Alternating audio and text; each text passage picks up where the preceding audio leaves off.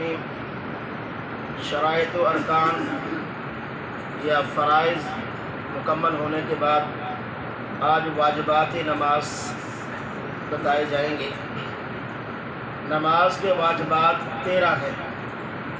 واجب کے ترک سے نماز ناقص ہوتی ہے، واجب کا منکر فاسق ہوتا ہے اور فرض کا منکر کافر ہوتا ہے۔ واجب اگر رہ جائے تو سجدہ سہو سے تلافی ممکن ہے، فرض رہ جائے تو کسی حال میں بھی تلافی نہیں الا یہ کہ دوبارہ نماز کو پڑھا جائے۔ قصداً واجب کو ترک کیا جائے تو اعادہ نماز واجب ہے۔ جان بوجھ کر کسی واجب رکن کو چھوڑا جائے تو نماز کو لوٹانا ضروری ہے۔ واجب کو ترک کرنا مکروہ تحریمی ہے، اور مکروہ تحریمی کے ارتکاب سے انسان فاسق اور گناہگار ہوتا ہے۔ فقہائے کرام فرماتے ہیں کہ جو نماز مکروہ تحریمی کے ساتھ ادا کی جائے اس کو لوٹانا واجب اور ضروری ہے۔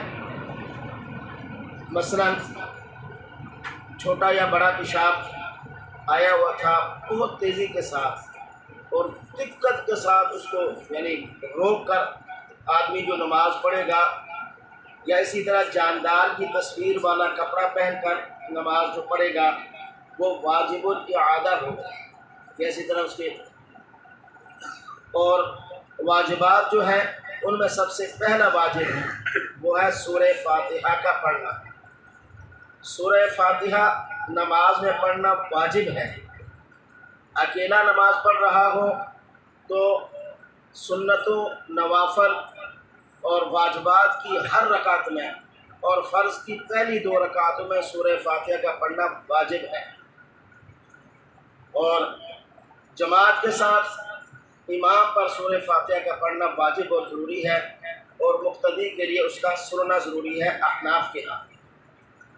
سیدنا ابو ہریرہ رضی اللہ تعالیٰ عنہ روایت کرتے ہیں کہ عن النبی صلی اللہ علیہ وسلم قال من صلی صلاة لم يقرأ فيها بأم القرآن فهي خداج 3 غیر تمام۔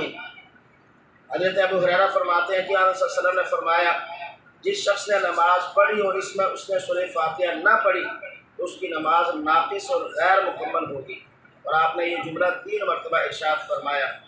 اس سے معلوم ہوا کہ نماز میں سورہ فاتحہ پڑھنا رکن نہیں بلکہ واجب ہے۔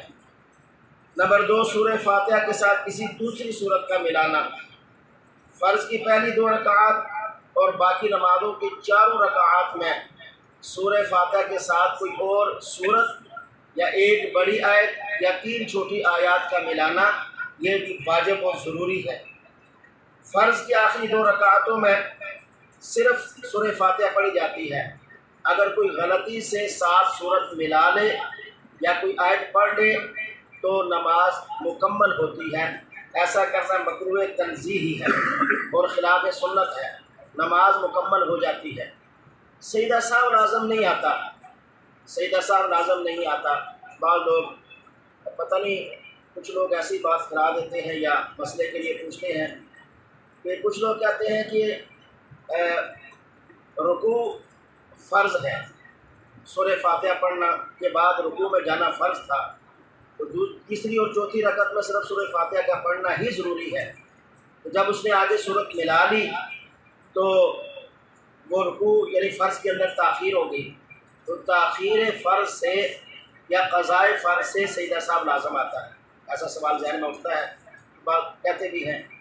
اس کا جواب سن لیجئے۔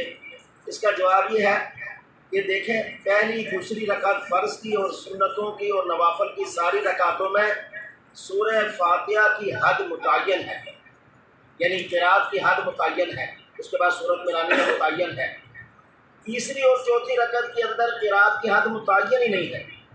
اگر کوئی آدمی تیسری چوتھی رکعت میں فرض کی بالکل کچھ بھی نہیں پڑھتا، سورہ فاتحہ بھی نہیں پڑھتا، خاموش تھوڑی دیر کھڑا رہتا ہے یا 3 مرتبہ سبحان ربی الاعلیٰ پڑھ دیتا ہے، اس کی بھی نماز مکمل ہوگی۔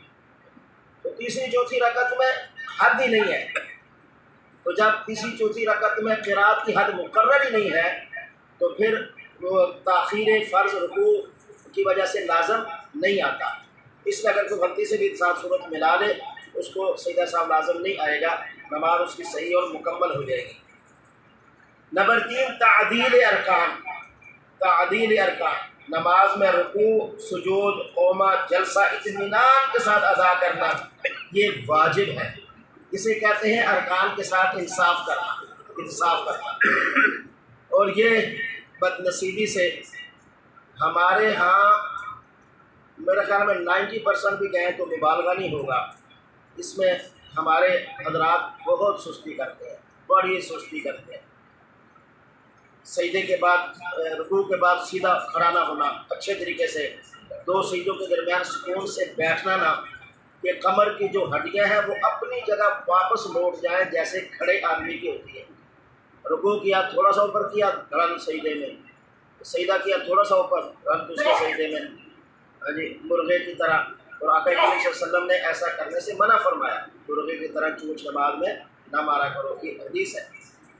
تو اس میں بڑی احتیاط کی ضرورت ہے، تو اس لیے میں پہلے بھی بار بار عرض کی کہ آپ 2 کام کر لیں، ان 2 کاموں سے ایک تو آپ کے یہ تعدیل ارکان والا مسئلہ حل ہو جائے گا، اور آپ کے اوپر اللہ کی برکتیں، رحمتیں، رزق میں فراخی، اضافی ایک چیز ہوگی۔ اور اگر آپ تجربہ کریں وہ کیا ہے کہ سمیع اللہ لمن حمیدہ، ربنا لک الحمد کے بعد حمدا کثیرا طیبا مبارکا فی، اس کو یاد کر لیں اور اس کو پڑھنا فرض کی طرح یقینی بنا لیں، یہ پڑھ کے ہم نے رکوع میں جانا ہے۔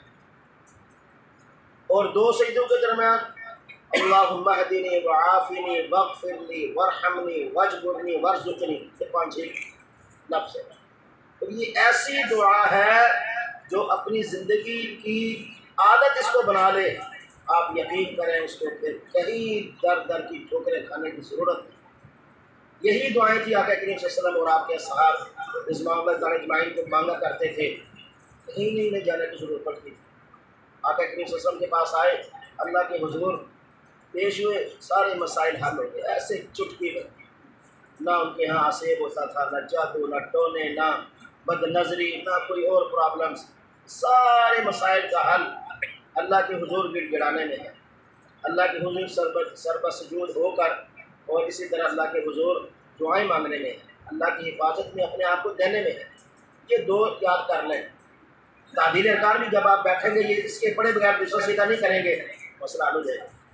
اور بچوں کو بھی یہ پڑھائیں، عادی بنائیں، تو قاری صاحب گھر پڑھانے آتے ہیں ان کو بتائیں، یہ نہیں پڑھاتے، ہمارے یہاں بڑی کمی ہے اس چیز کی، جو ہمارے یہاں پڑھتے ہیں بڑی کمی ہے اس چیز کی، اس سے جی وہ ریل گاڑی کی اسپیڈ، بھائی فرض نماز جیسے ہوتی ہے بعد میں سنتے، اور نفل بھی ایسے ہی ہوتے ہیں، وہ بعد میں تھوڑا ہی اسپیڈ تیز ہو جاتی ہے، حالانکہ فرض تیز کا حکم ہے، تو وہاں پیچھے طرح طرح کے لوگ ہوتے ہیں، اکیلا تو اس سے ڈبل آرام سے پڑے گا۔ تو ان چیزوں کا بھی خاص خیال رکھیں۔